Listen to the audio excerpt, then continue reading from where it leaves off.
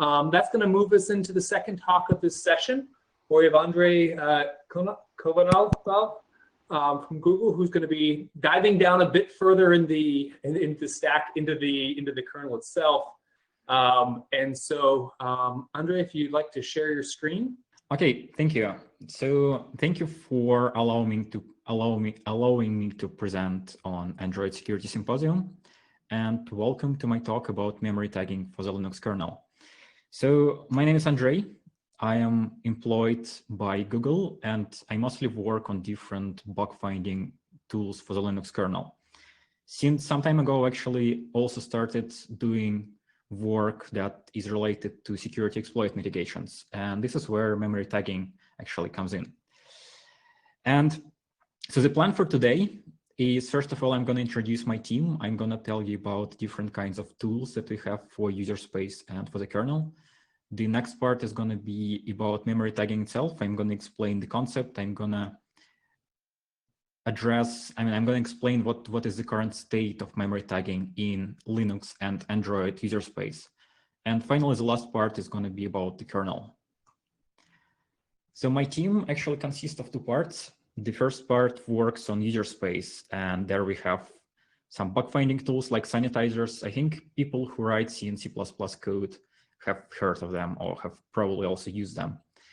We have some tools that assist you with fuzzing, and one of the recent developments, we also have what's called KASAN, which is a sampling-based memory bug detector. And the idea is that you can actually use it in production to find memory bugs that happen in production code while it's running. The user space part of the team also works on mitigations like CFI, shadow call stack, and some of the others, and of course, memory tagging. Today, I'm going to be expanding more on KASAN, which is hardware-assisted address sanitizer, and memory tagging itself, of course. So the second part of the team is where I work, and that part of the team actually works on kernel tools. For the kernel, we also have a set of sanitizers that allow you to find different kinds of bugs. I guess the oldest one is the address sanitizer that finds memory corruptions, and the newest one that was just merged into the mainline kernel a few months ago is KASAN, which finds data races. We have Syscaller, which is our coverage guided fuzzer, and right now we're also working on KFans, which is something like KASAN but for the kernel. So it's a sampling-based memory bug detector for production use. For mitigations in the kernel, first of all, we've been working on memory initialization, and with memory initialization, the idea is really simple. We want to initialize heap and stack memory to avoid leaking information from the kernel. And today I will mostly focus on a new KASAN mod, which is a software implementation of the memory tagging concept for the kernel, and it's called tag-based KASAN. So a typical point that's being made here is we do have a lot of software that's written in unsafe languages. And those unsafe languages allow you to do a lot of weird things. And as a result, you do get a lot of bugs and a lot of memory corruptions. As we know, some of the memory corruptions are exploitable. So instead of investing into fixing bugs, it makes sense to also invest into mitigation that will actually prevent those memory corruptions from being exploited. And one of the links that I have here is a link to our Sysbot dashboard. And Sysbot is an automation on top of Syscaller that essentially fuzzes the Linux kernel in the cloud. And currently we have almost 700 open bugs in the mainline Linux kernel. And the situation is not getting better in time. So memory tagging is one of it can be used as a security mitigation. And right now, let me explain you the concept. So the goal of memory tagging is to ensure that memory accesses are safe. The way this is done is by splitting the memory into memory granules, and each memory granule is associated with a tag, which is also sometimes called a color. Each pointer that points into memory also has an assigned tag. And the idea is to make sure that on every memory access, the tag on the pointer actually equals the tag on the memory. If they're not equal, then this raises an exception. And of course, depending on the implementation, you can have different sizes for memory granules. You can use different types of tags. Usually a tag is an integer, and the integer you're using some bits to store it. The way this is typically implemented is the allocator does the following allocation. First of all, it has to align the allocation up to the granule size, because we cannot use, like, this is the smallest granularity that we have. Then the allocator chooses a random tag or uses some other rules to choose a tag. Tags the allocated memory, tags the pointer, and returns the pointer. And of course, the pointer and the memory tagged with the same tag. On the allocation, we can retag the memory with a different tag. And then on memory access, what happens is that we actually check that the pointer tag is the same as the memory tag. So here's a small example. Let's say we are allocating k bytes, and n is our granularity. And let's just say that k is actually more than n, which means that it's not enough to have one granule to hold k bytes, but it's enough to have two. So this is how the memory is going to look like. And here, each cell actually represents a memory granule, and our p pointer actually starts with address 0, our object of k bytes. So here we can see that the p pointer is tagged with the green tag or green color, and the two memory granules that hold the object of k bytes are also tagged with green, and this is what the allocator did. The other objects that are on this picture are tagged with different colors. So now let's say we're accessing byte number to n. Byte number to n actually lies in the next granule, and it has the color purple. But since we're using the pointer p, which is tagged with green, and the memory is tagged with purple, green does not equal purple, and here we have an out of bounds. Similarly, for a use after free, what happens is that after we free memory, we retag the granules that belong to the object, and here we use the red tag. And when the access to the object happens, we have the pointer that is tagged as green, we have the memory that is tagged as red, and since the tags are not the same, we do detect a memory access violation. So if you actually look at this picture and think about it, what's going to happen if our out-of-bound access actually still in the same granule as, still in the second granule, but is accessing past the k bytes.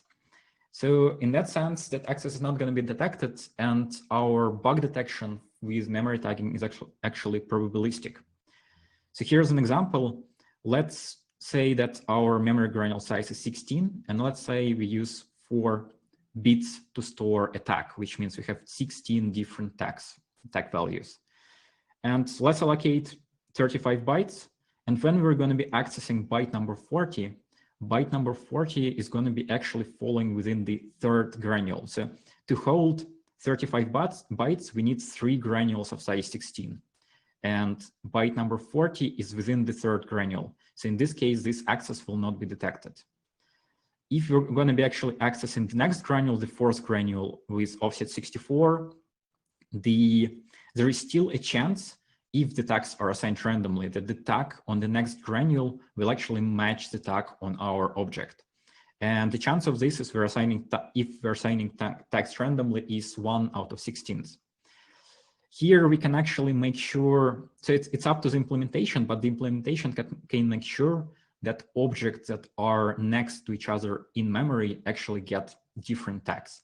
In this case, for linear buffer overflows, we can actually make sure that memory tagging always detects them.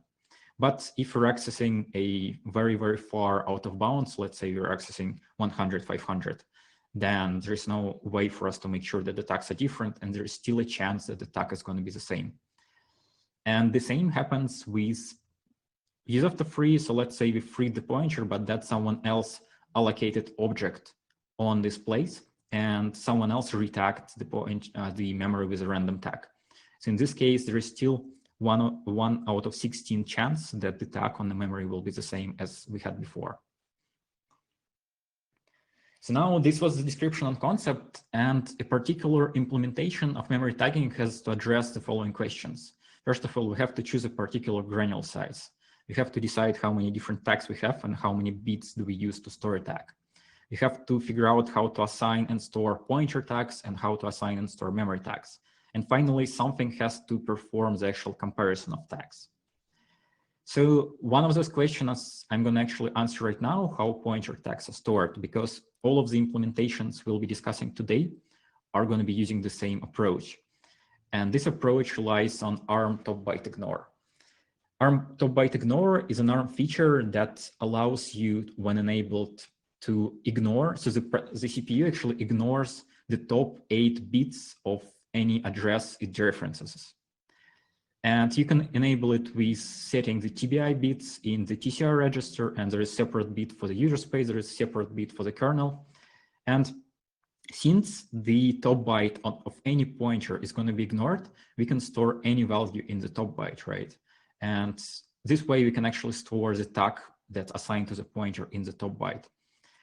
Of course, the limit that we have here, since we can only use 1 byte, is that we have 8 bits per tag.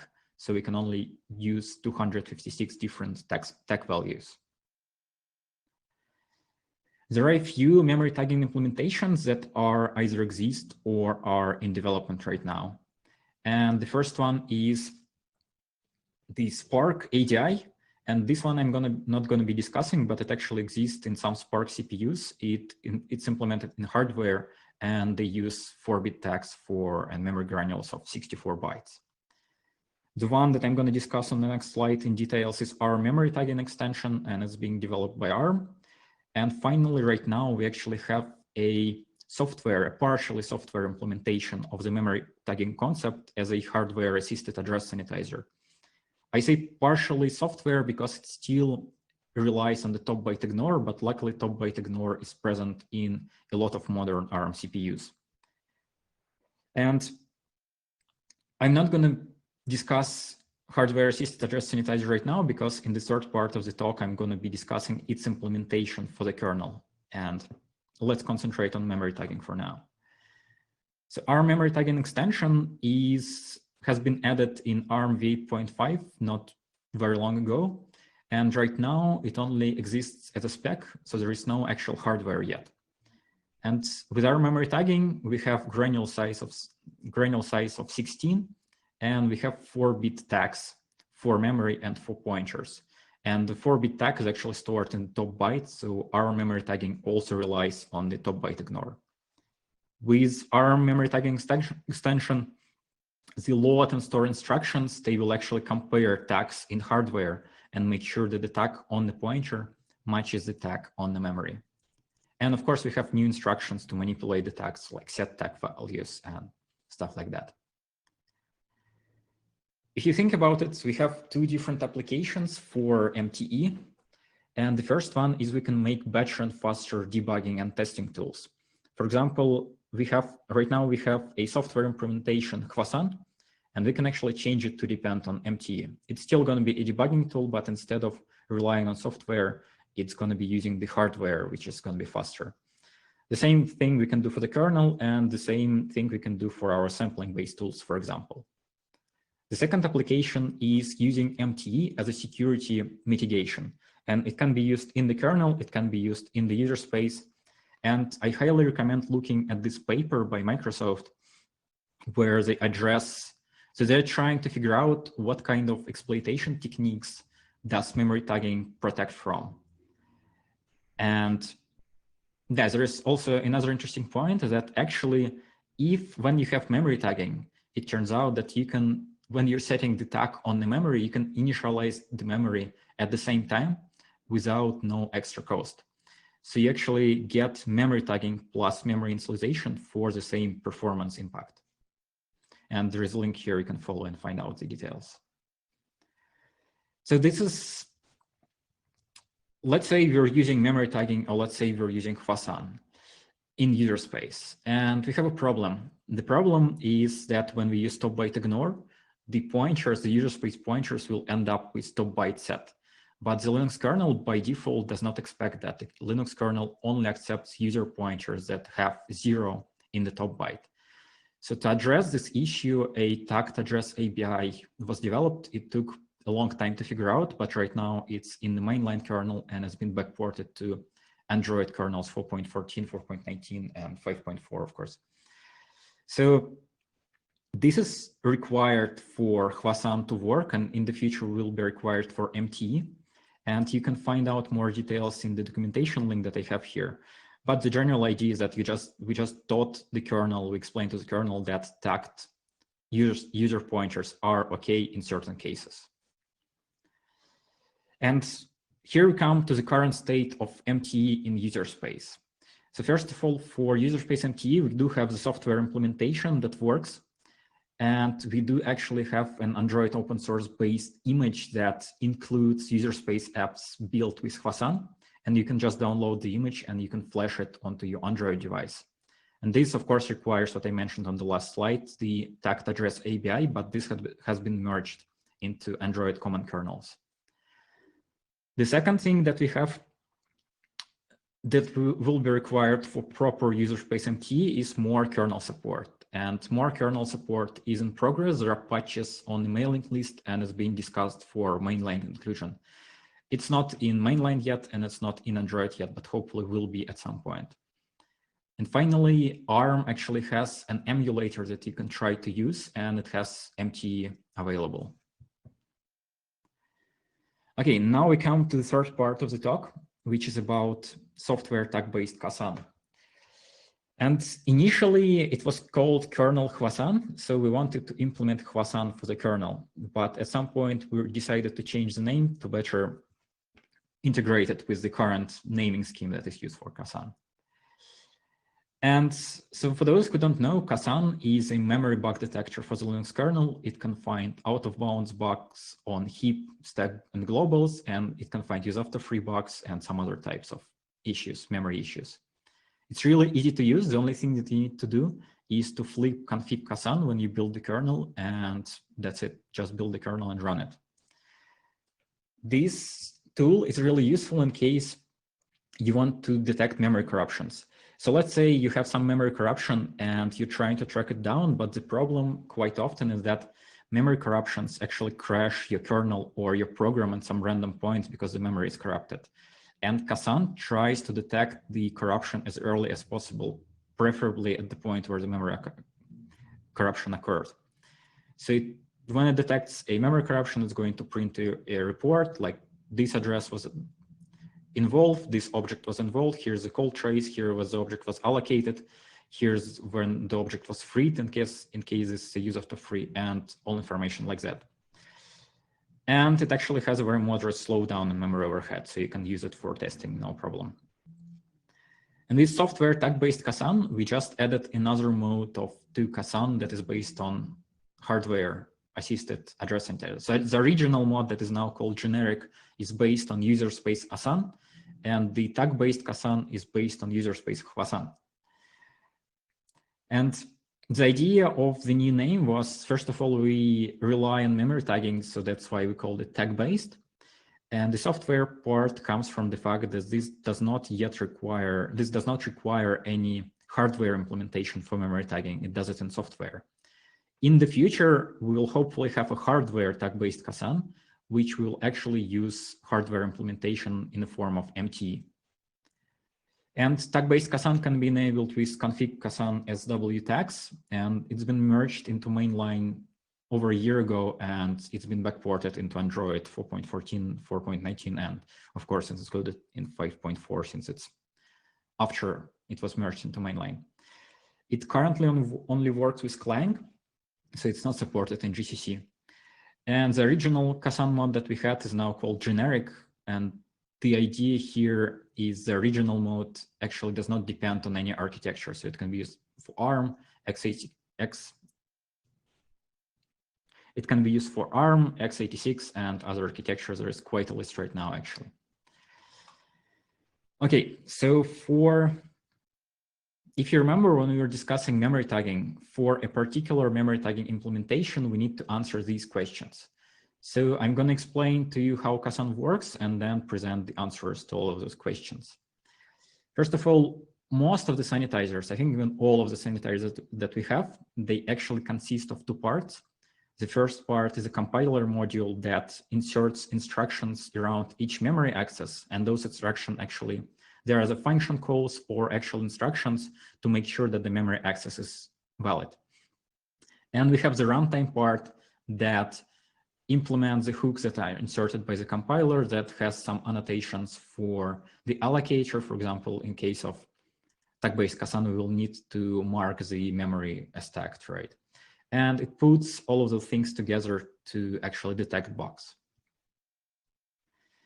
So with tag-based KASAN, to store tags, we use shadow memory. And shadow memory is just a region of memory that is reserved specifically for KASAN. We use 1 byte tag for each 16 bytes of memory. Since the native kernel pointers actually have FF in their top bytes, we initialize all shadow memory with FF.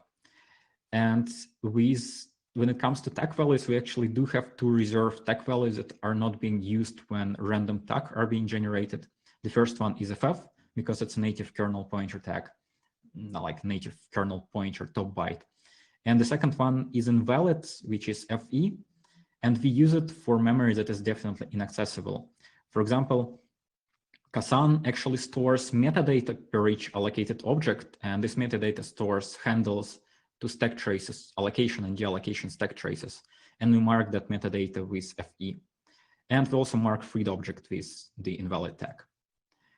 So this is how the shadow memory looks like. It's just basically part of address space, and the whole kernel address space linearly maps onto shadow memory.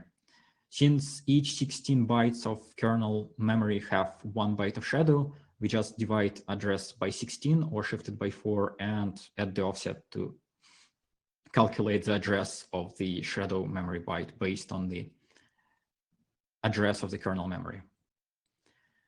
This is the way allocator annotations look like. So let's say we have a kmalloc. Kmalloc is a kernel function that actually allocates memory, one of them at least. And by default, it just returns a pointer. With tag-based KASAN, we actually have a call around the return pointer, which is called here KASAN kmalloc. And that call is going to generate a random tag. It's going to tag the memory by setting the shadow memory. It's going to embed the generated tag into the top byte of the return pointer and return it. It also, of course, does other bookkeeping stuff like saving stack trace handles into the metadata and stuff like that. So since, and of course, also all of the objects are aligned to the granule size 16. And since all of the objects actually store metadata, we also have to increase the object size by the size of metadata. KASAN kfree, which is the annotation for the kfree function that frees memory, actually retags memory with the invalid tag. Here's a small example. In this case, I'm going to be using TBI to top byte ignore to show the tags. So let's say we're allocating 35 bytes with kmalloc, and let's say the random tag that kmalloc generated is 42. So the pointer has been tagged with 42 with green tag, and the top byte ignore says 42. And the object of size 35, when you allocate it in the kernel, it's going to use the kmalloc 64 cache. So 35 bytes actually requires 3 granules of size 16, and then there's going to be the 4th granule that is actually used to store KASAN metadata. And this is the way it's going to look in memory. And shadow memory will store the tag values for these memory granules. The 3 accessible memory granules are going to store the same value as the top byte of the pointer, which is 42. And the last granule is going to be marked with invalid as FE. And finally, when you free the memory is also retagged to invalid. And this is the way it looks in memory and in shadow memory. So let me answer the question that I've presented before. The granule size with tag-based KASAN is 16 bytes, like with MT. We have 256 different tags, but 2 of those are reserved. We have 8 bits to store a tag. And the tag, software tag-based KASAN uses TBI to embed tags into pointers top byte, and the tags are assigned an allocator and stored in shadow memory. And finally, the comparisons are performed by the compiler, by the instruction that compiler inserts when compiling the kernel. Let's compare the overheads that we have for software tag-based KASAN and the old original generic mode of KASAN. The CPU overhead turned out to be almost the same, around 2x, but the memory overhead is completely different. First of all, when it comes to KASAN, memory overhead actually consists of a few parts. And the first part is actually slot memory usage overhead. And it comes from the fact that, first of all, we need to store metadata after the object, and then we have to also align the objects up to the granule size. And in case of generic KASAN, the overhead is actually 2x, but in case of tag-based KASAN, it's only 20%, which is extremely low. The second part that contributes to the memory overhead is the shadow memory. And with software tag-based KASAN, we have to use twice less shadow memory than with generic KASAN. And finally, tag-based KASAN does not require quarantine. Quarantine is a feature that generic KASAN uses to delay the reuse of memory and increase the chance of detecting use of the free. And software tag-based KASAN does not need it just by design. And putting all of this together, we come to the following conclusion that software tag-based KASAN is actually suitable for usage on actual testing devices. And we actually do that internally at Google. And yeah, something that I want to mention here is that if you get a device, we actually have an image, an Android image that has software tag-based KASAN for the kernel, and then KASAN for the user space in the same image. And the device is usable. You can actually use it for day-to-day stuff, and it's perfect for testing. With the old generic KASAN, we actually had a problem since it required too much memory. Most of the time, it would make the device unusable. So currently what we have is the software implementation of memory tagging for the kernel in the form of software tag-based KASAN. Currently, it only covers the heap memory or the slab memory, how it's called in case of the kernel. And the first thing we would want to do is to add stack and global support for it as well, to be able to detect bugs in stack and globals. The stack is currently in progress, and globals will be addressed after that. The second part after finishing this would be to add a hardware mod for tag-based KASAN that is actually based on MTE, just to make it faster. And it's still going to be a debugging tool. And finally, the last step, which we will hopefully reach at some point, is to have the MTE implementation in the kernel and to have it usable as a production-grade mitigation technique. So this is the last part that is a call to action for people who actually write kernel code or for vendors who actually make Android devices. So first of all, please use KASAN for testing the kernel. And it's really easy to use, just flip the config and that's it. I realize that the testing story when it comes to the Linux kernel is complicated. So if you don't have any tests, any kernel tests, please make sure that device boots at least without any bug reports. The second 2 points are actually about using tag-based KASAN. And the 2 reasons that you want to do that, first of all, because tag-based KASAN is usable on testing devices. You can actually use it to find bugs that are not reproducible during testing, but are reproducible during the normal usage of a device. And we use it internally. And finally, a tag-based KASAN is a good way to prepare yourself for MTE because it's the software implementation of the same concept, right? So you can try it and try to find out whether your kernel code has any compatibilities with it or whether your private drivers have some issues. And this will definitely simplify the future integration of in-kernel MTE. So this is the slides that I have. Thank you. Wonderful, thank you. So we've got some time for questions. If you have anyone, I'm keeping an eye on both Mattermost and the Zoom chat, or if you want to raise your hand in Zoom.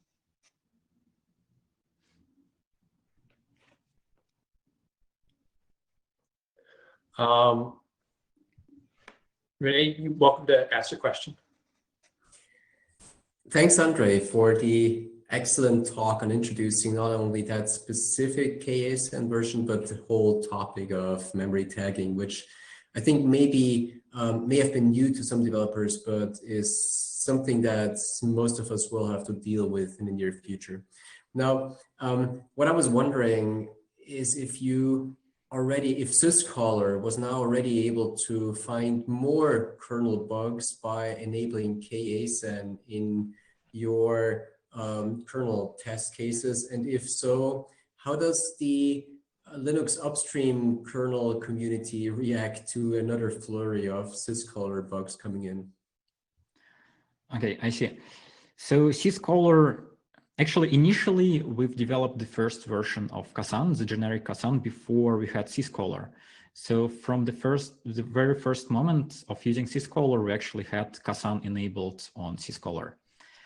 And with stack-based KASAN, we do not currently have an instance that is running on sysbot in the cloud, because we do not have proper setup for fuzzing ARM kernels in the cloud yet. Actually, if you start using tag-based KASAN for fuzzing with syscaller, I am not sure you're going to get many new bugs, because tag-based KASAN will not find like new types of issues in terms of memory safety. It might find new issues in terms of incompatibilities with using top byte ignore, for example. But the bugs, the memory safety issues for generic KASAN and tag-based KASAN are the same classes of issues.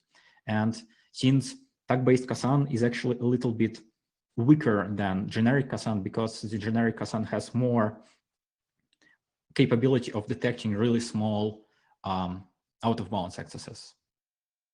So the main use case for tag-based KASAN is not actually fuzzing.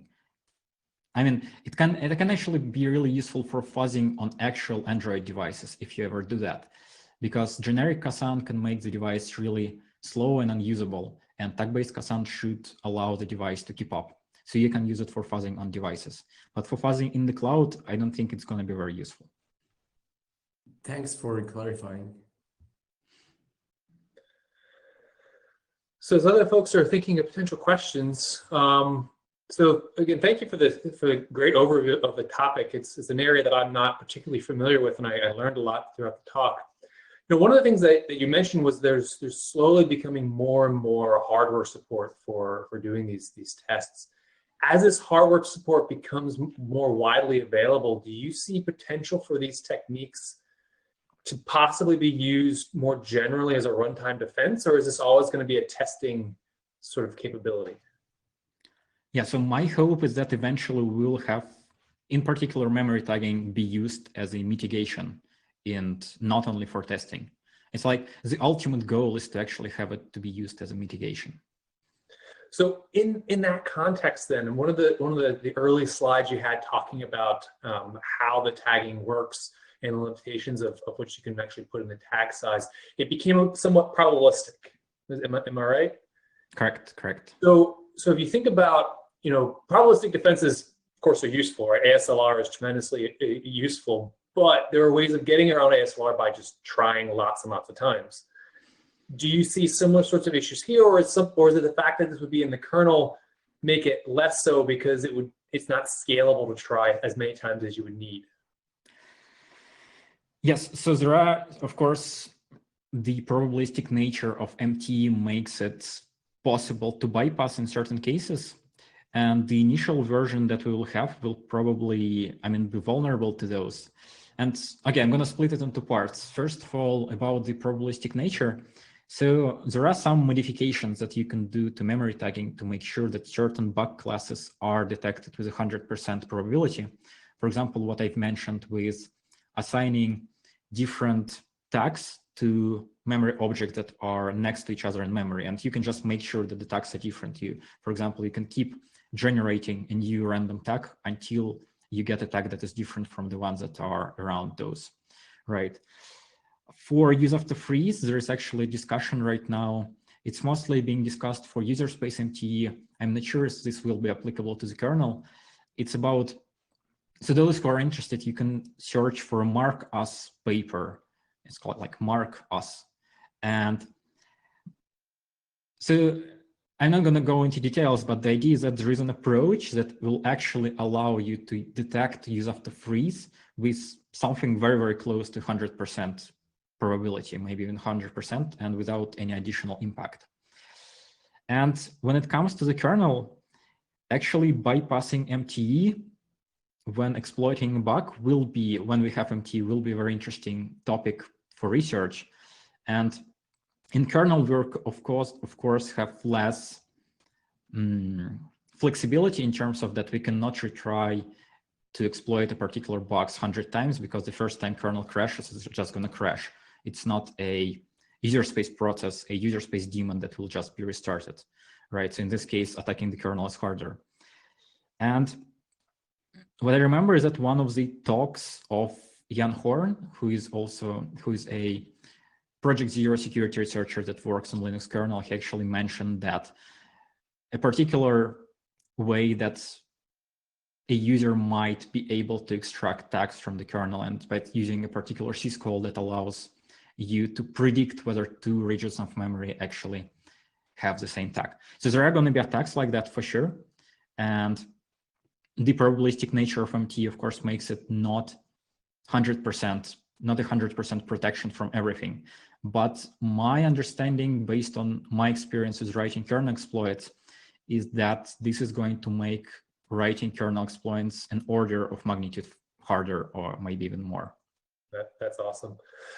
So we've got a question on Mattermost, kind of two-part question. The first part might be the conference organizers, but whether or not the slides will be available.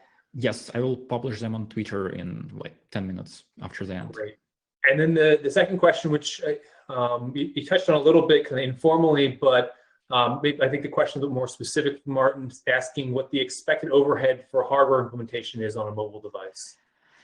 Yeah, it's a good question. Before we have the actual hardware implementation, no one knows yet, but the expectation is to have it in, like, it's usually been expressed as a single-digit % impact, something like this. So it's less than 10%. Okay. All right, well, excellent talk, and thank you for all of the answers to the questions. I think that concludes, well, first, virtual round of applause for Andrey, wonderful talk.